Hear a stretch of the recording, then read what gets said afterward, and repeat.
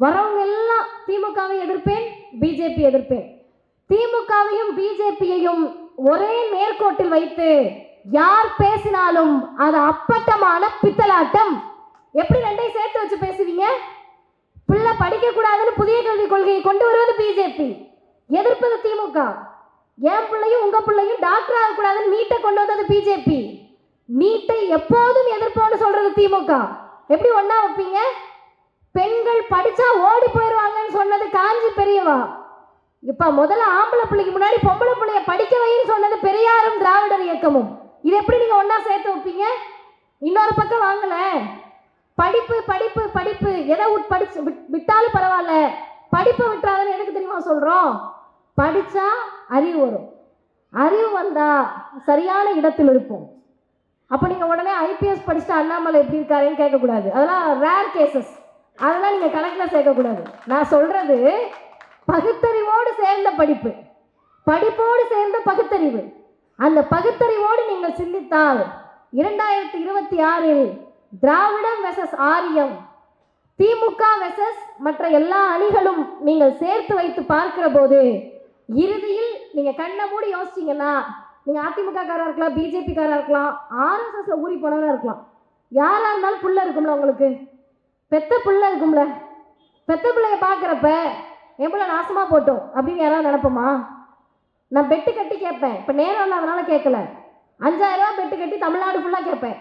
யாராவது ஒரே ஒரு பெற்றோர் என் பிள்ளை நாசமா போட்டோம், பிஜேபிக்கு போட்டோம், என் பிள்ளை போய் பிஜேபி காரங்களோட சேர்ந்து கலவரம் பண்ணட்டும்னு யாராவது நினைப்போமா? நினைக்க மாட்டோம். என்ன நினைப்போம்? நான் படிக்கல, என் பிள்ளை எப்படியாவது படிச்சிடணும் சாமின்னு நினைக்கக்கூடிய பெற்றோர்கள் தமிழ்நாட்டில் மட்டும்தான் இருக்கிறார்கள். எந்த தைரியத்தில் இந்த முதல்வர் இருக்கிறார்? இன்னைக்கு காலையில் ஒரு வீடியோ பார்த்தேன், அவ்வளவு நிகழ்ச்சியாக இருந்தது. அந்த அம்மா பூண்டு உடைச்சிட்டு இருக்காங்க. பூண்டை தட்டுவாங்களாக்கா? அது தட்டிக்கிட்டு இருக்காங்க உட்காந்து கிலோ கணக்கில். ஒரு நைட்டி போட்டுட்டு ரொம்ப எளிய குடும்பம். அவங்ககிட்ட போய் கேட்குறாங்க, இந்த ஓரணிகள் தமிழ்நாடு இந்த இதுக்காக ஏன் திமுகவுக்கு வாக்களிக்கணும்னு நினைக்கிறீங்கன்னு. அந்த அம்மா சொன்ன பதில், கலைஞர் மட்டும் இல்லைன்னா இன்னைக்கு என் பிள்ளை உசுரோடு இருக்காது. ஏன் கலைஞர் என்ன டாக்டரா? எப்படி உங்கள் பிள்ளை உசுரோடு இருக்குன்னா, திடீர்னு பிள்ளைக்கு ஹார்ட்டில் நோயின்ட்டாங்க, டாக்டர்கிட்ட ஹாஸ்பிட்டல் தூக்கிட்டு ஓடணும், காசு இல்லை, கவலைப்படாதீங்க, கலைஞர் காப்பீட்டு திட்டம் இருக்குது, சர்ஜரி பண்ணிடலான்னு சொன்னாங்க, என் பிள்ளை இன்னைக்கு நல்லா இருக்கான். எனக்காக இல்லைனாலும் என் பிள்ளைக்காக திமுகவுக்கு தாங்க ஓட்டு போடுவேன். இதை நீங்கள் பிஜேபியோடு எப்படி ஒப்பிட முடியும்? எந்த வகையில் ஒப்பிட முடியும்? அப்போ எல்லாருக்கும் என்ன முக்கியம்னா, பெத்த பிள்ளை முக்கியம்ல. பெத்த பிள்ளை படிக்கணும்னா நீங்கள் நிற்க வேண்டிய ஒரே அணி திராவிட முன்னேற்ற கழக தலைமையிலான அணி.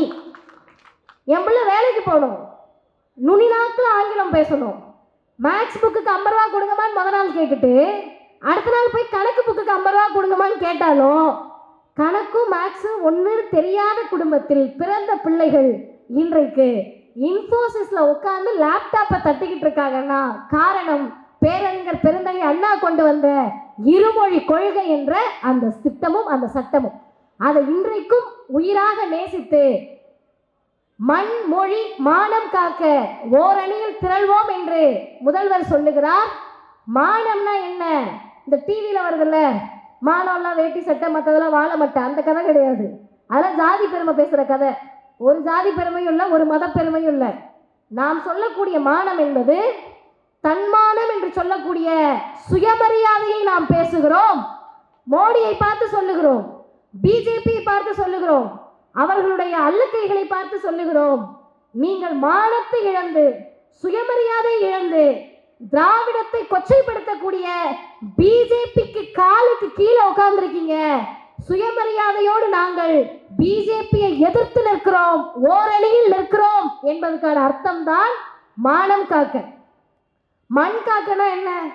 நம்மளாம் என்ன விவசாயிகளா? அக்ரிகல்ச்சர் படிச்சிருக்கோமா? அந்த மண் இல்லை.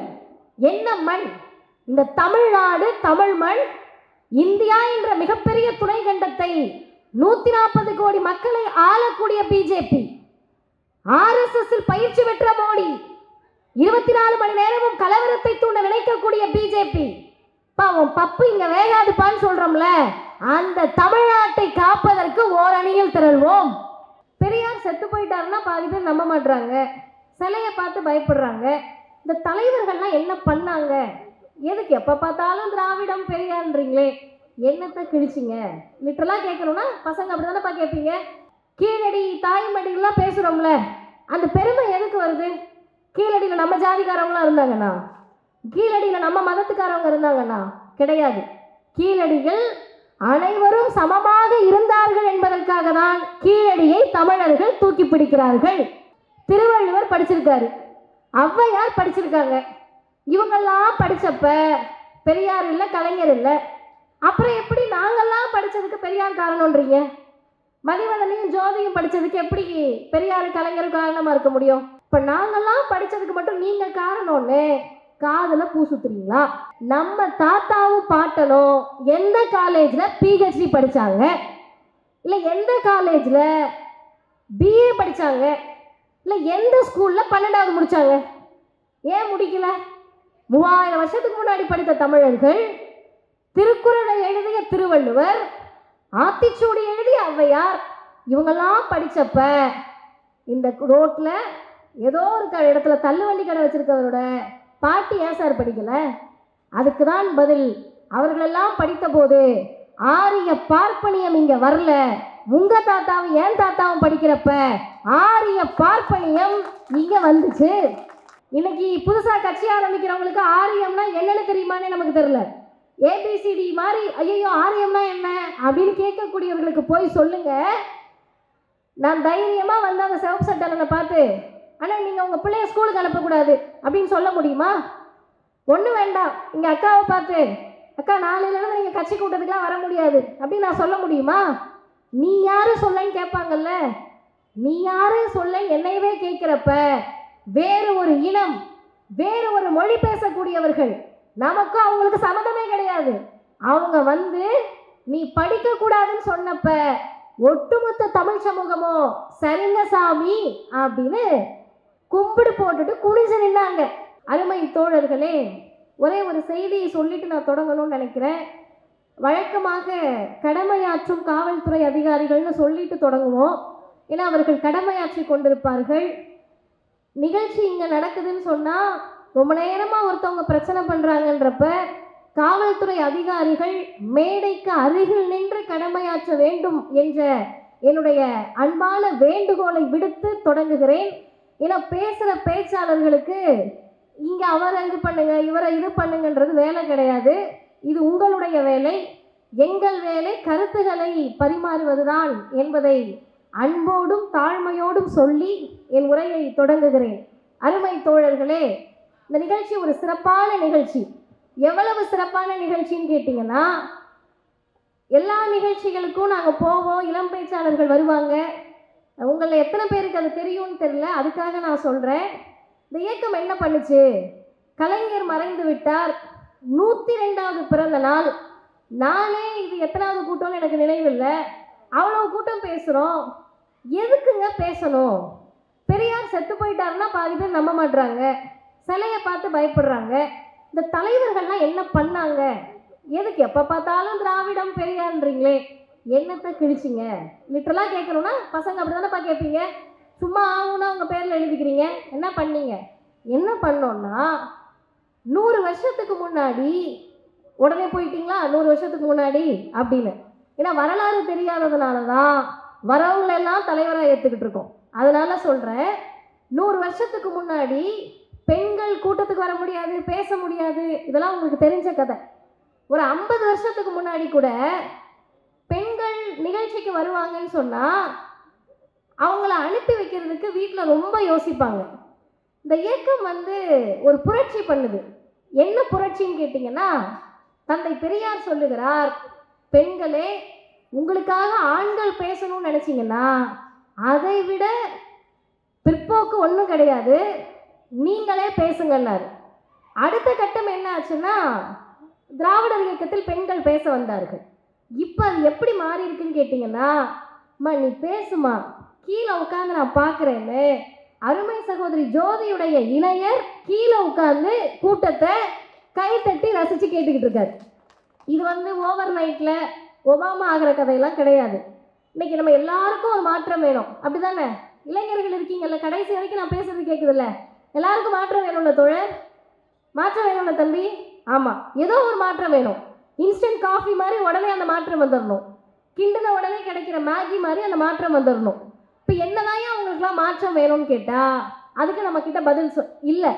ஆனால் நான் இப்போது சரியாக 5 செய்தி மட்டும்தான் என்ன மாற்றம் இந்த தமிழ் சமூகத்தில் வந்திருக்கு, எதுக்காக திமுகவை ஆதரிக்கணும், எத்தனையோ அரசியல் கட்சிகள் இருக்கிறது, ஏன் ஓரணியில் தமிழ்நாடு என்று சொல்லி இந்த அணியின் பக்கம் நிற்கணும். எனக்கு முன்னால் பேசிய எல்லோரும் எல்லா திட்டங்களையும் சொல்லிவிட்டார்கள், முதல்வருடைய சாதனைகளை சொல்லிவிட்டார்கள், கலைஞருடைய சாதனைகளை சொல்லிவிட்டார்கள்.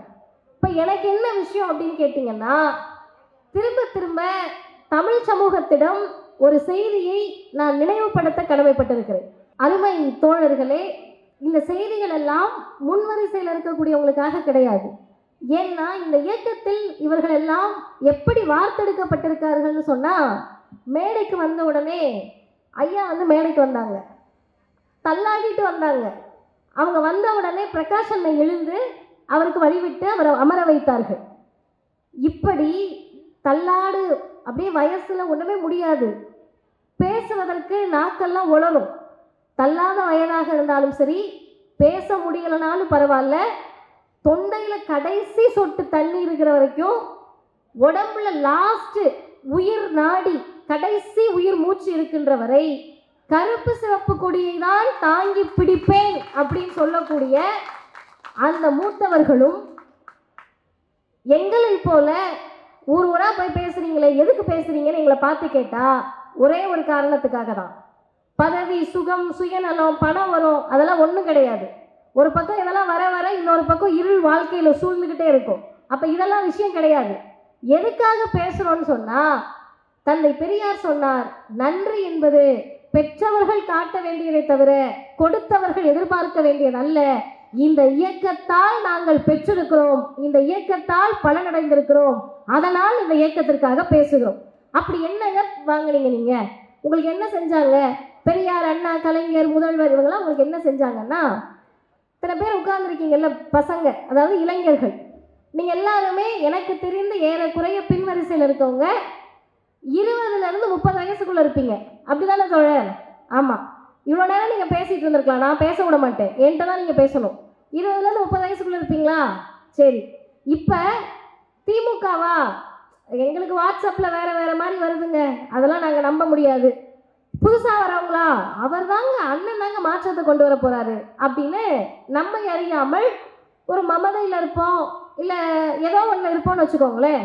அப்படி இருக்கப்ப 25 வயசு 30 வயசு வரைக்கும் வாழ்க்கையை பற்றி நமக்கு கவலையே இருக்காது. 25 வயசில் உங்களுக்குலாம் பொண்ணு பார்ப்பாங்க, இல்லை நீங்களே யாரையாவது லவ் பண்ணுவீங்க. அப்படி லவ் பண்ணுறப்ப பொண்ணு வீட்டில் அந்த பொண்ணு என்ன சொல்லணும்னா, டே ஏதாவது வேலைக்கு போடா, அப்போ தானே எங்கள் வீட்டில் வந்து பேச முடியணும், அப்படி தானே? ஆமாம். இல்லை உங்கள் அப்பா அம்மாவே பொண்ணு பார்க்குறாங்கன்னு வச்சுக்கோங்க, தம்பி வேலைக்கு போடா, இப்படியே உங்கள் கூட சேர்ந்து பொய் பேசிக்கிட்டு வாட்ஸ்அப் ஃபார்வர்ட் மெசேஜை பார்த்துட்டு பிஜேபி கூடயும் அண்ணன் தம்பிங்களோடையும் சுற்றிக்கிட்டு இருக்காதப்பா அப்படின்னு சொல்லுவாங்க. இப்போ சொந்த அப்பா அம்மா 25 வயசு ஆனோன்னா நம்ம வாழ்க்கையை பற்றி ஏதோ ஒரு இடத்துல அவங்களுக்கு கவலை வரும். பிறந்த உடனே ஐயோ இந்த பிள்ளையை பெருசாக்கிடணும்னு கவலை வராது, நம்ம சரியாக இல்லைன்றப்ப அந்த கவலை வரும். ஆனால் ஒரு இயக்கத்திற்கு, ஒரு தலைவருக்கு, தமிழ் சமூகத்தில் நான் செத்து போனாலும் பரவாயில்ல, எனக்கு பிறகு வரக்கூடிய தலைமுறை ஒருத்தர் கூட உருப்படாம போயிடக்கூடாதுன்னு கவலைப்பட்ட இயக்கத்திற்கு பெயர் திராவிடர் இயக்கம். அதற்காக திட்டங்கள் தீட்டிய தலைவருக்கு பெயர் முத்தமிழறிஞர் டாக்டர் கலைஞர் அவர்கள். கலைஞர் ஒரு நாளும் நம்ம கிட்ட ஓட்டு எதிர்பார்க்கல, இதெல்லாம் செஞ்சா நமக்கு ஓட்டு போட்டுருவாங்க அப்படின்னு கலைஞர் கால்குலேட்டிவா எதையும் பண்ணல. ஒருவேளை கால்குலேட்டிவா அவர் பண்ணியிருந்தாருன்னா மீண்டும் மீண்டும் அவர்தான் முதல்வராக வந்திருப்பார். அப்போ அவருக்கு என்ன கவலை இருந்துச்சு, என்ன பிரச்சனை இருந்துச்சுன்னா, தமிழ் சமூகத்தை சுற்றி பார்க்குறாங்க. சுற்றி பார்க்குறப்ப பாதி பேர் படிக்கலை. ஏன் படிக்கலைன்னு கேட்டால், காசு இல்லை, பணம் இல்லை, அதெல்லாம் கிடையாது. கீழடியில் படிச்சிருந்தோம்ல, கீழடியை தோண்ட தோண்ட எழுத்து வருது, பானையிலிருந்து எழுத்து வருது. எழுத்தறிவு கொண்டவர்கள் தமிழர்கள், மார்கட்டி சொல்லிக்கிறோம்ல, கீழடி தாய்மடிலாம் பேசுகிறோம்ல, அந்த பெருமை எதுக்கு வருது? கீழடியில் நம்ம ஜாதிக்காரவங்களாம் இருந்தாங்கன்னா, கீழடியில் நம்ம மதத்துக்காரவங்க இருந்தாங்கன்னா கிடையாது. கீழடியில் அனைவரும் சமமாக இருந்தார்கள் என்பதற்காக தான் கீழடியை தமிழர்கள் தூக்கி பிடிக்கிறார்கள். இப்போ கீழடியில் எழுத்தறிவு இருந்துச்சு, திருவள்ளுவர் படிச்சிருக்காரு, ஔவையார் படிச்சிருக்காங்க. இவங்கெல்லாம் படித்தப்ப பெரியார் இல்லை, கலைஞர் இல்லை. அப்புறம் எப்படி நாங்கள்லாம் படித்ததுக்கு பெரியார் காரணம்ன்றீங்க? மதிவதனையும் ஜோதியும் படித்ததுக்கு எப்படி பெரியார் கலைஞர் காரணமாக இருக்க முடியும்? அண்ணன் டாக்டர் தான் எப்படி இந்த கேட்கும் காரணமாக இருக்க முடியும்? கேள்வி சரிதான தோழர்? சரியான கேள்வி. கீழடியில் பெரியார் இல்லை, அண்ணா இல்லை, கலைஞர் இல்லை, திருவள்ளுவரும் ஔவையாரும் படிக்கிறப்ப இவங்கெல்லாம் இல்லை. இப்போ நாங்கள்லாம் படித்ததுக்கு மட்டும் நீங்கள் காரணம்னு காதில் பூ சுத்துறீங்களா அப்படின்னு எங்களை பார்த்து நீங்கள் கேள்வி கேட்க வேண்டும். அந்த கேள்விக்கு என்ன பதில்னு கேட்டால் கேள்வி சரியானது. கீழடி, திருவள்ளுவர், ஔவையார் எல்லாரும் படித்த சமூகத்தில் 1000 விளக்கு மேற்கு பகுதியில் நின்று கூட்டம் கேட்டுக்கிட்டு இருக்க நம்ம தாத்தாவும் பாட்டனும் எந்த காலேஜில் பிஹெச்டி படித்தாங்க, இல்லை எந்த காலேஜில் பிஏ படித்தாங்க, இல்லை எந்த ஸ்கூலில் 12வது முடித்தாங்க? ஏன் முடிக்கல?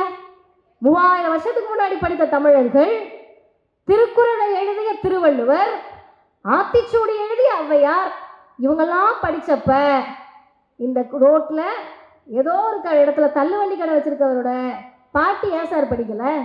அதுக்கு தான் பதில், அவர்களெல்லாம் படித்த போது ஆரிய பார்ப்பனியம் இங்கே வரல. உங்கள் தாத்தாவும் ஏன் தாத்தாவும் படிக்கிறப்ப ஆரிய பார்ப்பனியம் இங்கே வந்துச்சு. வந்தது சாதாரணமாக வரல. இன்னைக்கு புதுசாக கட்சி ஆரம்பிக்கிறவங்களுக்கு ஆரியம்னா என்னன்னு தெரியுமான்னு நமக்கு தெரியல. ஏபிசிடி மாதிரி ஐயோ ஆரியம்னா என்ன அப்படின்னு கேட்கக்கூடியவர்களுக்கு போய் சொல்லுங்க. நான் தைரியமாக வந்து அந்த சிவப்பு சட்டனை பார்த்து, ஆனால் நீங்கள் உங்கள் பிள்ளைய ஸ்கூலுக்கு அனுப்பக்கூடாது அப்படின்னு சொல்ல முடியுமா? ஒன்றும் வேண்டாம். இங்கே அக்காவை பார்த்து, அக்கா நாளையிலேருந்து நீங்கள் கட்சி கூட்டத்துக்குலாம் வர முடியாது அப்படின்னு நான் சொல்ல முடியுமா? நீ யாரு சொல்லன்னு கேட்பாங்கல்ல. நீ யாரு சொல்ல என்னையவே கேட்குறப்ப வேறு ஒரு இனம், வேறு ஒரு மொழி பேசக்கூடியவர்கள், நமக்கும் அவங்களுக்கு சம்மதமே கிடையாது. அவங்க வந்து நீ படிக்கக்கூடாதுன்னு சொன்னப்ப ஒட்டுமொத்த தமிழ் சமூகமோ சரிங்க சாமி அப்படின்னு கும்பிடு போட்டுட்டு குனிஞ்சு நின்னாங்க. ஒரு தலைவர் தான் கேட்டாரு, உனக்கும் எனக்கும் என்ன சம்பந்தம், அப்பாலே போ என்று சொல்லி ஆரியத்தை அலற வைத்து திராவிட சமூகத்தை, தமிழ் சமூகத்தை மானமும் அறிவும் கொண்ட சமூகமாக மாற்றியது பகுத்தறிவு பகலவன் தந்தை பெரியார் என்ற தலைவர். பெரியார் கண்ட கனவை நிறைவேற்றுவதற்கு ஒரு தலைவர் வேணும்ல. நீங்களாம் இப்போ கலைஞரோட ஃபோட்டோவை பார்த்தீங்கன்னா ஏதோ ஒரு முதலமைச்சர் இருந்தார் போல, அவர் இறந்துட்டாரு, அவரை பற்றி பேசுறீங்கன்னு நினைக்கலாம். நான் உணர்வு பூர்வமாக சொல்லுகிறேன், மனதின் அடியாளத்திலிருந்து சொல்லுகிறேன். அருமை தோழர்களே, நாகப்பட்டினம் மாவட்டம் எல்லாருக்கும் தெரியும். அதுக்கு பக்கத்தில் திருமலைகள்னு ஒரு ஊர். அந்த ஊரில் இதே மாதிரி ஒரு பொதுக்கூட்டத்துக்கு நான் போனேன். காரில் என்னை கூட்டிகிட்டு போனவங்க ஒரு டீச்சர். நல்லா கேட்டுக்கங்க, இளைஞர்கள் கேட்டுக்கங்க. அவங்க பின்னாடி உட்காந்துட்டு என்கிட்ட பேசிகிட்டே வராங்க. ஒரு பொண்ணு, ஒரு 13-14 வயசு இருக்க பாப்பா, ரெட்டை ஜடை, ஸ்கூலுக்கு போயிட்டு அப்படியே இருக்குது. கலர் ட்ரெஸ் போட்டுட்டு சைக்கிளில் போகுது. இது ஒரு விஷயமாங்க? சைக்கிளில் ஒரு குழந்தை போகிறது விஷயமா? இந்த அம்மாவுக்கு பூரிப்பு தாங்கலை. என்கிட்ட இங்கே பாருங்கள், அந்த பாப்பாவை பாருங்கள், பாப்பாவை பாருங்கன்னாங்க. நான் எனக்கு புரிஞ்சுது, அப்போ அதுக்கு பின்னாடி ஏதோ ஒரு செய்தி இருக்குன்னு. அம்மா ஏங்கம்மா அவ்வளோ சந்தோஷப்படுறீங்கன்னு கேட்டேன். அருமை தோழர்களே, இளைஞர்களே, சந்தோஷப்பட்ட அம்மா ஒரு டீச்சர், அவங்களுக்கு வயசு ஏறக்குறைய 50 இருக்கும். ஏங்க நீங்கள் சந்தோஷப்படுறீங்கன்னு கேட்டால் அந்த அம்மா சொன்ன பதில் இட்டுக்கட்டி நான் சொல்ல முடியாது, இத்தனை மீடியா இருக்காங்க. அவங்க சொன்ன பதில், அவங்களுக்கு 13 வயசு இருக்கப்ப அவங்க அண்ணன் சைக்கிளில் ஏறி உட்காந்துருக்காங்க. ஆசை வந்திருக்கு அந்த குழந்தைக்கு, சைக்கிளில் ஏறி உட்காந்துருக்காங்க. அதை பார்த்து அவங்க பெரியப்பா வந்து சைக்கிளோடு தூக்கி வீசினாராம். அதுக்கு அவர் என்ன சொல்லியிருக்காரு, பொம்பளை பிள்ளை என்னத்துக்கு சைக்கிள் ஓட்டுறேன்னு கேட்டிருக்காரு. இது அவங்க சொல்லிட்டாங்க, முடிஞ்சிருச்சு. இன்றைக்கி அவங்க அரசு பள்ளியினுடைய ஆசிரியர். இந்த கூட்டத்துக்கு போக போக எனக்கு நினைவு எங்கெங்கேயோ போய் நான் அங்கு சொன்ன செய்தி இங்கு சொல்லுகிறேன். அவங்களுக்கு 50 வயசு. இப்போன்னா ஏறக்குறைய 34 வருஷத்துக்கு முன்னாடி, 36 வருஷத்துக்கு முன்னாடி இருக்குமா, 40 வச்சுப்போமே, 40 வருஷத்துக்கு முன்னாடி சொந்த மகள், பெரியப்பாலாம் சொந்த பிள்ளை தானே, சொந்த பிள்ளை சைக்கிள் ஓட்டுறதை தாங்கிக்க முடியாத பெரியப்பா இருக்க இருந்த ஊர்ல இன்னைக்கும் இருக்க ஊர்ல தான் பெறாத பிள்ளைகளுக்கு காவல்துறையிலையும் இராணுவத்திலையும் வேலை வேணும், சொத்துல சம உரிமை வேணும்னு 100 வருஷத்துக்கு முன்னாடி கேட்ட இயக்கத்திற்கு பெயர் திராவிடர் இயக்கம். தலைவர் தந்தை பெரியார் கண்ட கனவை யார் நிறைவேற்றினார்கள்? நிறைவேற்றுவதற்கு யாருக்கு துணிச்சல் வந்தது? பெண்களை காவல்துறையில் நியமித்து பெண்களுக்கு தகப்பன் சொத்தில் சரிசமமான உரிமையை தந்தவர் முத்தமிழறிஞர் டாக்டர் கலைஞர் அவர்கள். கலைஞரை உச்சி முகர்ந்து பாராட்டக்கூடிய நேரத்தில் முதல்வருக்கு நாம் நன்றி சொல்ல வேண்டும். இது ஒரு ப்ராசஸ். நீங்க மந்திரம் போட்டு முட்டை தயாரிச்சு விட்டு ஜீபூம்பா போட்டு அந்த மாற்றம் கிடையாது. பெரியார் நினைக்கிறார், கனவு காண்கிறார், கலைஞர் சாதிக்கிறார். அதற்கு ஒருபடி மேலே போய் முத்துவேல் கருணாநிதி ஸ்டாலின் என்ற முதல்வர் என்ன பண்றாருன்னா, பெண்கள் பெயரில் சொத்தை பதிவு செய்தால் 1% உங்களுக்கு கட்டணம் கிடையாதுன்றாங்க. இதெல்லாம் எந்த மாநிலத்தில் யோசிக்க முடியும்? பெண்களை பற்றி இவ்வளவு யோசிக்க வேண்டிய தேவை என்ன? இதெல்லாம் நான் பேசுறப்ப உங்க எல்லாருக்கும் ஆத்திரம் வரணும், உங்க எல்லாருக்கும் கோபம் வரணும். ஏன் கோபம் வரணும்னா, இதெல்லாம் பண்ணி தான் பொம்பளை பிள்ளை ஓவரா வாய் பேசுது, அதுக்கு பிடிச்சதை பண்ணுது அப்படின்னு உங்களுக்கு ஆத்திரம் வரணும். இளைஞர்களுக்கு இன்னும் கோபம் வரும். எதை கேட்டாலும் அவன் அவளுக்கு பிடிச்சதான் பண்றா, இதுல நீங்க வேற அதை செய்யறோம் இதை செய்யறோம்னு சொல்றீங்களே. அப்பதான் நீங்க யோசிக்கணும், இவர்கள் யாருக்கு செய்தார்கள் என்றால் அமர்ந்து கேட்கக்கூடிய இளைஞர்களுடைய அம்மாவுக்கும் அக்காவுக்கும் உங்களுடைய செல்ல மகளுக்கும் உரிமை வாங்கி தந்த இயக்கத்திற்கு பெயர் திராவிடர் இயக்கம். அந்த தலைவருக்கு பெயர் முத்தமிழறிஞர் டாக்டர் கலைஞர் அவர்கள். சரி, இதெல்லாம் பண்ணிட்டீங்க, தமிழ்நாட்டில் பிரச்சனையே இல்லையா? அவ்வளோ பிரச்சனை இருக்குங்க. ஃபேஸ்புக் வாட்ஸ்அப்பை திறந்தோம்னா காலையில் எழுந்த உடனே பல்லு விளக்கி முகம் கழுவுறாங்களோ இல்லையோ, திமுகவுக்கு எதிராக போஸ்ட் போடுறாங்க, சிஎம்ஐ திட்டி போஸ்ட் போடுறாங்க, கலைஞரும் பெரியாரும் செத்துட்டாருன்னா நம்ப மாட்டேன்றாங்க, அவங்களையும் இழுத்து போஸ்ட் போடுறாங்க. இப்போ இவ்வளோ பிரச்சனையை வச்சுக்கிட்டு நாங்கள் என்னத்துக்கு திமுகவை ஆதரிக்கணும்? இந்த கேள்வியை இளைஞர்கள் பேச வர எல்லா திமுக காரங்ககிட்டையும் கேட்கணும். நீங்கள் கேட்டாங்கன்னா நாங்கள் பதில் சொல்ல முடியும். என்ன பதில்? பிரச்சனை இருக்கா? ஆமாம். 0% வைலன்ஸ், 0% கிரைமே இல்லைங்க, குற்றமே இல்லைங்க அப்படின்னு உலக நாடுகளில் போய் நீங்கள் தேடினீங்கன்னா கடல்லே இல்லை. மனிதர்கள் இருக்கக்கூடிய இடத்தில் அதை நீங்கள் தேட முடியாது. அப்போ இதெல்லாம் இருக்கிறப்பயே ஏன் முதல்வரை ஆதரிக்கிறோம், திமுகவை ஆதரிக்கிறோம்னா, பிரச்சனை நடந்துருச்சு சார்னு தகவல் வந்தா, ஓ அப்படியா, நாளைக்கு காலையில் நான் டிவியை பார்த்துக்கிறேன் அப்படின்னு சொல்லாமல் பிரச்சனை நடந்ததை உறுதி செய்து பிரச்சனையில் அதிகாரிகளின் பக்கம் நிற்காமல் சாமானிய மக்களின் பக்கம் நிற்பதால் முத்துவேல் கருணாநிதி ஸ்டாலின் என்ற முதலமைச்சரை ஆதரிக்கிறோம். பிரச்சனை நடக்கிறப்ப அதிகாரிகளை காப்பாற்ற வேண்டும், ஆளும் வர்க்கத்தை காப்பாற்ற வேண்டும் அப்படின்னு நினைச்சா அதற்கு பெயர் அதிமுக, அமித்ஷா திமுக. மக்களோடு நிற்பேன் என்று சொன்னால் அதற்கு பெயர் திராவிட முன்னேற்ற கழகம் என்பதை தமிழ்நாட்டின் முதலமைச்சர் நிரூபித்திருக்கிறார். இப்போ யோசிச்சு பாருங்க, மத்தளத்துக்கு 2 பக்கம் இடி மாறி முதல்வர் 2021 தேர்தலில் ஒரு ஸ்டேட்மெண்ட்டை முன் வச்சு தான் தேர்தலை சந்தித்தார்கள்.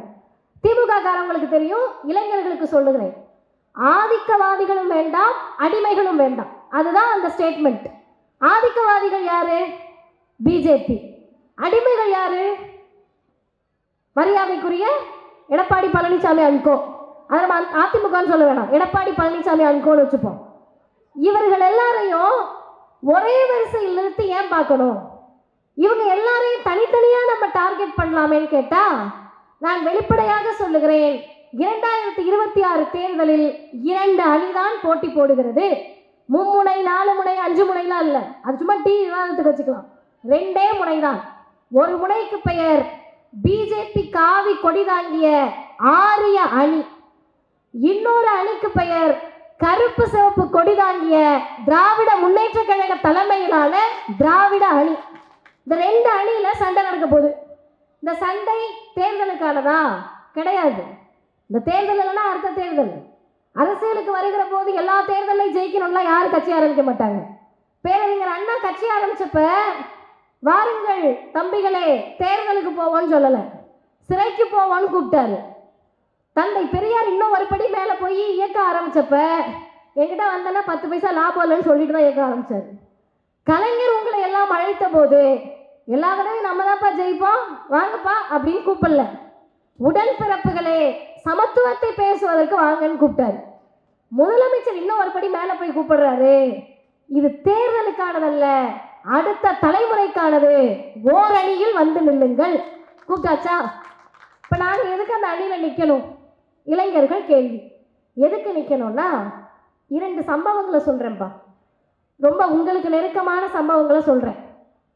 ஜாலியாக விளையாடிட்டு இருக்கீங்க, ஃபோனில் நம்மளுடைய இன்ஸ்டா ரீல்ஸ்லாம் பார்த்துட்டு ரொம்ப மகிழ்ச்சியாக இருக்கும்.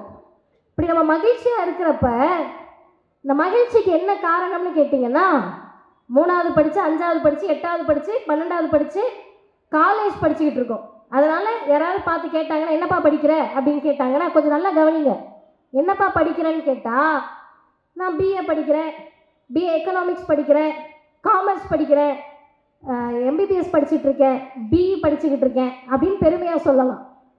உங்கள் அப்பா அம்மா இதே வயசில் இருக்கிறப்ப அவங்கக்கிட்ட போய் என்னங்க பண்ணுறீங்கன்னு கேட்டால் எங்கேயோ ஒரு இடத்துல வேலை பார்த்துட்டு இருந்திருப்பாங்க, படிச்சிருக்க மாட்டாங்க. தாத்தா பாட்டிக்கிட்ட போய் கேட்டால் படிக்கிறதா அப்படின்னு கேட்டிருப்பாங்க. இப்போ இன்னைக்கு அந்த இன்ஃபீரியாரிட்டின்னு சொல்லக்கூடிய தாழ்வு மனப்பான்மையிலிருந்து ஒட்டுமொத்த தமிழர்களையும் விடுவித்து கல்வியை நமக்கு கொண்டு வந்து சேர்த்த இயக்கத்திற்கு பெயர் திராவிடர் இயக்கம், முத்தமிழறிஞர் டாக்டர் கலைஞர். என்னத்துக்கு கலைஞர் பேர்ல இதை எழுதுறீங்க? ஏன் எழுதுறேன்னு சொல்றேன். இந்த முதலமைச்சராக கலைஞர் இருந்தபோது சகோதரி ஜோதி சொன்னாங்கல்ல, 1 கிலோமீட்டருக்கு ஒரு தொடக்கப்பள்ளி, 3 கிலோமீட்டருக்கு ஒரு நடுநிலைப்பள்ளி, 5 கிலோமீட்டருக்குள்ள ஒரு உயர்நிலைப்பள்ளி, 7-8 கிலோமீட்டருக்குள்ள ஒரு மேல்நிலைப்பள்ளி. இதை சாதாரணமாக கலைஞர் உருவாக்கல. கலைஞர் அதை உருவாக்கிய போது ஒன்றிய அமைச்சகத்திலிருந்து, ஒன்றிய அரசிலிருந்து இனிமேல் புதிதாக பள்ளிகளை திறக்கக்கூடாது என்று ஆர்டர் வருது.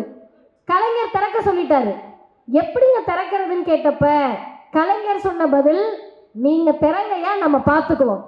அந்த துணிச்சல் எங்கிருந்து வருது? ஒன்றிய அரசு இல்ல, ராஜகோபாலாச்சாரியாரையே ஓடவிட்ட மண் தமிழ்நாடு, ஓடவிட்ட இயக்கம் திராவிடர் இயக்கம். மோடி எல்லாம் பார்த்து எங்களுக்கு பயம் இல்லைன்னு இன்னைக்கு நம்ம சொல்ற மாதிரி அன்றைக்கு கலைஞர் ஒன்றிய அரசை பார்த்து சொல்லுகிறார். அவருடைய புதல்வர், தமிழ்நாட்டினுடைய முதல்வர் இன்னைக்கு என்ன பண்றாருன்னு கேட்டா, இங்க உட்கார்ந்து இருக்கக்கூடிய பசங்க இருக்கீங்க, 8வது 10வது படிக்கிற பிள்ளைங்க, நான் சொல்லுவதை கொஞ்சம் நல்லா கேட்டுக்கங்க.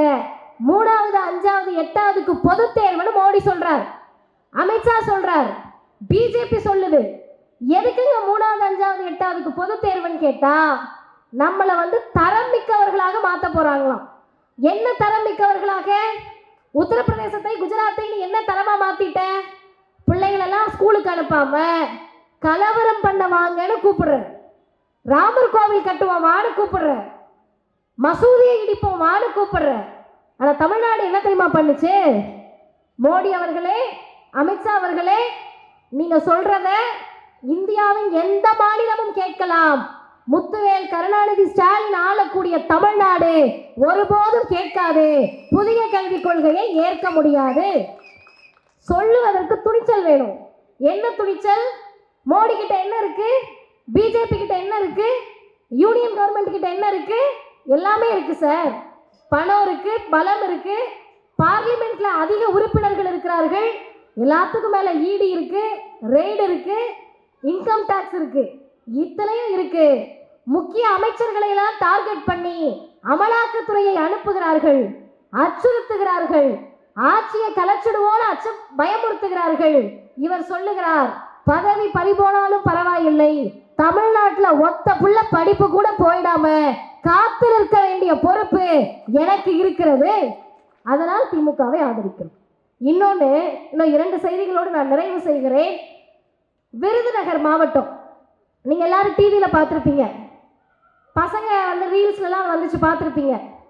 ஒரு பாப்பா இவ்வளோதான் இருக்காங்க, எனக்கு முட்டி அளவு இருக்காங்க. எனக்கு முட்டி அளவு இருக்காங்கன்னா அவங்க எத்தனாவது படிப்பாங்க? 4th standard 5th standard 2nd standard தம்பி சொல்கிற மாதிரி படிப்பாங்க. அந்த குழந்தை எத்தனாவது படிக்குதுன்னா 12வது முடிச்சிருக்கு. எப்படி அப்படி இருக்குன்னு கேட்டால் அந்த வளர்ச்சி குறைபாடு மாற்றுத்திறனாளி அந்த பாப்பா. அவங்க மார்க் எடுக்கிறாங்க. செய்தியாளர்கள் எல்லாம் போய் விருதுநகரில் அந்த பொண்ணு வீட்டுக்கு முன்னாடி நிற்கிறாங்க. அரசு பள்ளியில் படித்த குழந்தை. எதுக்கு சார் இந்த குழந்தைய போய் நீங்கள் நிற்கிறீங்கன்னு கேட்டால், அந்த பொண்ணுகிட்ட பேட்டி எடுக்கிற போது அந்த குழந்தை சொல்லுகிறது, 12வது முடிச்சிட்ட, எங்கம்மா படிக்க போறேன்னு கேட்டா அந்த குழந்தை சொன்ன பதில், அருமை இளைஞர்களே, நின்று கேட்கக்கூடிய பொதுமக்களே, அதிமுக பிஜேபியில் இருக்க யாராவது எங்கேயாவது நின்னீங்கன்னா நல்லா கேட்டுக்கங்க. அந்த குழந்தை சொன்னது, நான் ஐஐடியில் போய் படிக்க போறேன். ஐஐடியில் படிக்க போறேன்னா உங்க அப்பா அம்மா யாரு? பணக்காரங்களா? அப்பா அம்மா யாரு? டாக்டரா, இன்ஜினியரா? ஒன்றும் கிடையாது. அப்பா டீ கடையில் வேலை பார்க்குறாங்க, அம்மா பட்டாசு தொழிற்சாலையில் வேலை பார்க்குறாங்க. இது ஏதோ படம் கிடையாது, சர்க்கார் படம் இல்லை, ரியல் டைமில் நடக்குது. 2 வாரத்திற்கு முன்னால் அப்பா டீ கடையில் வேலை பார்க்குறாரு, அம்மா பட்டாசு தொழிற்சாலையில் வேலை பார்க்குறாங்க. விருதுநகரில் பிறந்த அந்த குழந்தை ஐஐடியில் போய் என்ன படிக்க போகுது? அதுதான் செய்தி. Aerospace engineering. நம்மள எத்தனை பேருக்கு ஏரோஸ்பேஸ் இன்ஜினியரிங்னா என்னன்னு தெரியும்னா பாதி பேருக்கு தெரியாது. அதில் அவமானம் ஒன்றும் கிடையாது. பாட்டும் படிக்கல, தாத்தா படிக்கல, பாட்டி படிக்கல, இப்போதான் ஃபர்ஸ்ட் ஜெனரேஷன் படிக்க வரும். தெரிலன்னா பிரச்சனை கிடையாது. நான் போயிட்டு அதற்கு தமிழாக்கத்தை பார்த்தேன், உள்ளபடியே வியந்து போனேன். விருதுநகரில் பிறந்த அந்த குழந்தை விண்வெளிக்கு பயணப்பட போகிறது. அதை சாதித்தது எது என்று கேட்டால், தமிழ்நாட்டு முதலமைச்சருடைய நான் முதல்வன் என்ற திட்டம். இது அந்த பிள்ளையுடைய வாழ்க்கையை மட்டும் மாத்தல, அது அந்த குழந்தைக்கானது கிடையாது.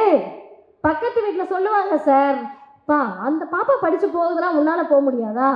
பா அது போச்சுன்னா நான் முதல்வன் திட்டத்தில் போச்சுப்பா, நான் எப்படிப்பா போகிறது? டேய் நீயும் அரசு பள்ளியில் தானே நான் படிக்கிறேன், நான் முதல்வன் திட்டத்தில் நீயும் போகலான்டா அப்படின்னு இந்த பிள்ளைங்கெல்லாம் படிக்க வர்றப்ப 26ல் மாற்றம் வேணும்னு கேட்டா விருதுநகர் மாவட்டத்தில் அந்த கிராமத்தில் சொல்லுவாங்க, ஏற்கனவே மாற்றம் வந்ததால் தான் டீ கடையில் வேலை பார்க்குற எங்கள் புள்ள விண்வெளிக்கு போகுது, நீங்கள் போயிட்டு வாங்கப்பான்னு சொல்லுவாங்க. இந்த இயக்கம் செய்த மாற்றம் அது. இறுதியாக ஒன்றை சொல்லி முடிக்கிறேன். பேச ஆரம்பித்ததுலேருந்து என் பேச்சு முடிகிற வரை படிப்பை பற்றி மட்டும்தான் நான் பேசினேன். கவனித்து பார்த்துருந்தீங்கன்னா தெரியும். என்னத்துக்கு எப்போ பாரு படிப்பு படிப்பு படிப்புன்றீங்கன்னு. அண்ணன் எழிலன் அவர்கள் பேசுகிறப்ப அவர் உச்சி முகர்ந்து ஒரு செய்தியை சொன்னார். இங்கே சாதாரணமாக குடிசையில் இருந்த பிள்ளை வந்து இன்னைக்கு ஐபிஎம்மில் வேலை பார்க்குதுன்னு. அவங்க என்ன ஒரு சொந்தக்காரா? இல்லை விருதுநகரில் இருக்க பாப்பாவை பற்றி நான் சந்தோஷமாக பேசுகிறேன், என் சொந்தக்கார பிள்ளையா? இல்லை. திமுக இந்த திராவிடர் இயக்கம் இவங்க யார்கிட்ட போய் நீங்கள் கேளுங்க, தமிழ்நாட்டின் கடைகோடியில் ஒரு குழந்தை படித்து பட்டம் பெற்றாலும் சொந்த பிள்ளை படித்து பட்டம் வாங்கின மாதிரி சந்தோஷப்படுவோம், மகிழ்ச்சி அடைவோம். என்ன தெரியுமா காரணம்? சாதாரணமாக வரல சார். நமக்கு என்ன ஆத்திரம் வருது, எரிச்சல் வருதுன்னு கேட்டால், வரவங்க எல்லாம் திமுகவை எதிர்ப்பேன், பிஜேபி எதிர்ப்பேன். திமுகவையும் பிஜேபியையும் ஒரே நேர்கோட்டில் வைத்து யார் பேசினாலும் அது அப்பட்டமான பித்தலாட்டம். எப்படி ரெண்டையும் சேர்த்து வச்சு பேசுவீங்க? பிள்ளை படிக்கக்கூடாதுன்னு புதிய கல்விக் கொள்கையை கொண்டு வருவது பிஜேபி, எதிர்ப்பது திமுக. என் பிள்ளையும் உங்க பிள்ளையும் டாக்டர் ஆகக்கூடாதுன்னு நீட்டை கொண்டு வந்தது பிஜேபி, நீட்டை எப்போதும் எதிர்ப்போன்னு சொல்றது திமுக. எப்படி ஒன்னா வைப்பீங்க? பெண்கள் படிச்சா ஓடி போயிடுவாங்கன்னு சொன்னது காஞ்சி பெரியவா. இப்ப முதல்ல ஆம்பளை பிள்ளைக்கு முன்னாடி பொம்பளை பிள்ளைய படிக்க வைன்னு சொன்னது பெரியாரும் திராவிடர் இயக்கமும். இது எப்படி நீங்க ஒன்னா சேர்த்து வைப்பீங்க? இன்னொரு பக்கம் வாங்கல, படிப்பு படிப்பு படிப்பு, எதை படிச்சு விட்டாலும் பரவாயில்ல, படிப்பை விட்டுறாதுன்னு எதுக்கு தெரியுமா சொல்றோம்? படிச்சா அறிவு வரும், அறிவு வந்தா சரியான இடத்தில் இருப்போம். அப்போ நீங்க உடனே ஐபிஎஸ் படிச்சுட்டு அண்ணாமலை எப்படி இருக்காருன்னு கேட்கக்கூடாது, அதெல்லாம் ரேர் கேசஸ், அதெல்லாம் நீங்க கணக்கில் சேர்க்கக்கூடாது. நான் சொல்றது பகுத்தறிவோடு சேர்ந்த படிப்பு, படிப்போடு சேர்ந்த பகுத்தறிவு. அந்த பகுத்தறிவோடு நீங்கள் சிந்தித்தால் 2026இல் திராவிடம் வெர்சஸ் ஆரியம், திமுக வெர்சஸ் மற்ற எல்லா அணிகளும் நீங்கள் சேர்த்து வைத்து பார்க்கிற போது இறுதியில் நீங்க கண்ணை மூடி யோசிச்சீங்கன்னா, நீங்க அதிமுக காரா இருக்கலாம், பிஜேபி காரா இருக்கலாம், ஆர்எஸ்எஸ்ல ஊறி போனவரா இருக்கலாம், யாரா இருந்தாலும் புள்ள இருக்கும்ல, உங்களுக்கு பெத்த புள்ள இருக்கும்ல. பெத்த பிள்ளைய பார்க்குறப்ப என் பிள்ளை நாசமா போட்டோம் அப்படின்னு யாராவது நினைப்போமா? நான் பெட்டு கட்டி கேட்பேன், இப்போ நேரம் இல்லாதனால கேட்கல, 5000 ரூபா பெட்டு கட்டி தமிழ்நாடு ஃபுல்லாக கேட்பேன். யாராவது ஒரே ஒரு பெற்றோர் என் பிள்ளை நாசமா போட்டோம், பிஜேபிக்கு போட்டோம், என் பிள்ளை போய் பிஜேபி காரங்களோட சேர்ந்து கலவரம் பண்ணட்டும் யாராவது நினைப்போமா? நினைக்க மாட்டோம். என்ன நினைப்போம்? நான் படிக்கல, என் பிள்ளை எப்படியாவது படிச்சிடணும் சாமின்னு நினைக்கக்கூடிய பெற்றோர்கள் தமிழ்நாட்டில் மட்டும்தான் இருக்கிறார்கள். எந்த தைரியத்தில் இந்த முதல்வர் இருக்கிறார்? இன்னைக்கு காலையில் ஒரு வீடியோ பார்த்தேன், அவ்வளவு நிகழ்ச்சியாக இருந்தது. அந்த அம்மா பூண்டு உடச்சிட்டு இருக்காங்க. பூண்டை தட்டுவாங்களாக்கா, அது தட்டிக்கிட்டு இருக்காங்க உட்காந்து கிலோ கணக்கில். ஒரு நைட்டி போட்டுட்டு ரொம்ப எளிய குடும்பம். அவங்ககிட்ட போய் கேட்குறாங்க, இந்த ஓரணிகள் தமிழ்நாடு இந்த இதுக்காக ஏன் திமுகவுக்கு வாக்களிக்கணும்னு நினைக்கிறீங்கன்னு. அந்த அம்மா சொன்ன பதில், கலைஞர் மட்டும் இல்லைன்னா இன்னைக்கு என் பிள்ளை உசுரோடு இருக்காது. ஏன் கலைஞர் என்ன டாக்டரா? எப்படி உங்கள் பிள்ளை உசுரோடு இருக்குன்னா, திடீர்னு பிள்ளைக்கு ஹார்ட்டில் நோயின்ட்டாங்க, டாக்டர்கிட்ட ஹாஸ்பிட்டல் தூக்கிட்டு ஓடணும், காசு இல்லை, கவலைப்படாதீங்க, கலைஞர் காப்பீட்டு திட்டம் இருக்குது, சர்ஜரி பண்ணிடலான்னு சொன்னாங்க. என் பிள்ளை இன்னைக்கு நல்லா இருக்கான். எனக்காக இல்லைனாலும் என் பிள்ளைக்காக திமுகவுக்கு தாங்க ஓட்டு போடுவேன். இதை நீங்கள் பிஜேபியோடு எப்படி ஒப்பிட முடியும்? எந்த வகையில் ஒப்பிட முடியும்? அப்போ எல்லாருக்கும் என்ன முக்கியம்னா, பெத்த பிள்ளை முக்கியம்ல. பெத்த பிள்ளை படிக்கணும்னா நீங்கள் நிற்க வேண்டிய ஒரே அணி திராவிட முன்னேற்ற கழக தலைமையிலான அணி.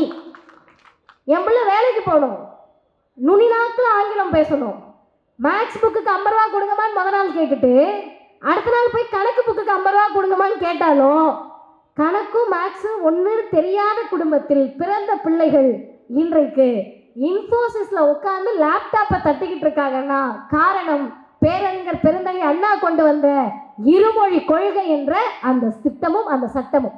அதை இன்றைக்கும் உயிராக நேசித்து மண் மொழி மானம் காக்க ஓரணியில் திரள்வோம் என்று முதல்வர் சொல்லுகிறார்.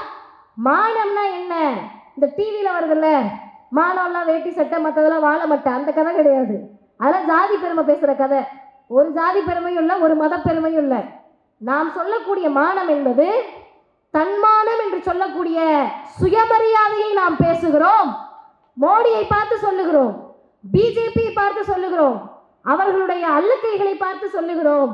நீங்கள் மானத்தை இழந்து சுயமரியாதை இழந்து திராவிடத்தை கொச்சைப்படுத்தக்கூடிய பிஜேபிக்கு காலுக்கு கீழே உட்கார்ந்துருக்கீங்க. சுயமரியாதையோடு நாங்கள் பிஜேபியை எதிர்த்து நிற்கிறோம், ஓரணியில் நிற்கிறோம் என்பதற்கான அர்த்தம் தான் மானம் காக்க. மண் காக்கனா என்ன? நம்மளாம் என்ன விவசாயிகளா? அக்ரிகல்ச்சர் படிச்சிருக்கோமா? அந்த மண் இல்லை. என்ன மண்? இந்த தமிழ்நாடு, தமிழ் மண், இந்தியா என்ற மிகப்பெரிய துணை கண்டத்தை 140 கோடி மக்களை ஆளக்கூடிய பிஜேபி, RSS பயிற்சி பெற்ற மோடி, 24 மணி நேரமும் கலவரத்தை தூண்ட நினைக்கக்கூடிய பிஜேபி, பாவம் பப்பு இங்க வேகாதுப்பான்னு சொல்றோம்ல, அந்த தமிழ்நாட்டை காப்பதற்கு ஓரணியில் திரள்வோம். மொழி காக்க, நான் திராவிடர் கழகத்தில் இருக்க பிள்ளை, பெரியாரியவாதி, மொழியின் மீது அப்படியே உருகி உருகி பற்றோடு அப்படிலாம் இல்லை. ஏன் மொழியை காக்கணும்னா, ஐயா பெரியார் சொல்லுகிறார், மொழி அழிந்தால் அந்த இனம் அழிந்துவிடும். இலங்கையில் நடந்தது அது, மணிப்பூரில் நடந்து கொண்டிருப்பது அது. மொழியை காக்க வேண்டும் என்பது, இந்த இனத்தை காப்பது என்பது, தமிழ் மொழியை காப்போம் என்பது தமிழர்களுடைய பாரம்பரியமான பிறப்புக்கும் எல்லா உயிர்க்கும் என்ற வள்ளுவத்தை காப்பது என்பது. அந்த வகையில் உங்க பிள்ளையும் எங்க பிள்ளையும் ஒழுங்கா படிச்சு வேலைக்கு போய் சமத்துவத்தோடு சுயமரியாதையோடு பகுத்தறிவோடு சமூக நீதியோடு மனுஷங்களா வாழணும்னா 2026 மட்டுமல்ல, இன்னும் பல 10 ஆண்டுகளுக்கு ஓரணியில் முத்துவேல் கருணாநிதி ஸ்டாலின் என்ற இந்த முதலமைச்சர் தான் முதல்வராக இருக்க வேண்டும் என்பதை தெரிவித்து, இதே நாளில் இளைஞரணி செயலாளராக பொறுப்பேற்று 7 வருடங்களில் பலரை உருவாக்கி இருக்கக்கூடிய, அதுதான் முக்கியம், அவர் செய்த பல சாதனைகளில் முதல் சாதனை எதுன்னு கேட்டா, ஆரியத்தை எதிர்த்து நிற்பதற்கு திராவிடம் என்ற பெரும் படையை உருவாக்கி இருக்கக்கூடிய அண்ணன் உதயநிதி அவர்களுக்கும் எங்கள் கழக தலைவர் ஆசிரியர் சொல்லுவார், முதல்வரை ஆதரிப்பது என்பது முதல்வரை இல்ல, திமுகவை ஆதரிப்பது என்பது திமுகவை அல்ல, எங்கள் தலைமுறையை பாதுகாப்பதற்காக திமுகவை பாதுகாக்க நினைக்கிறோம், இந்த முதல்வரை பாதுகாக்க நினைக்கிறோம் என்று சொல்லி முடிக்கிறேன். வாய்ப்புக்கு நன்றி, வணக்கம்.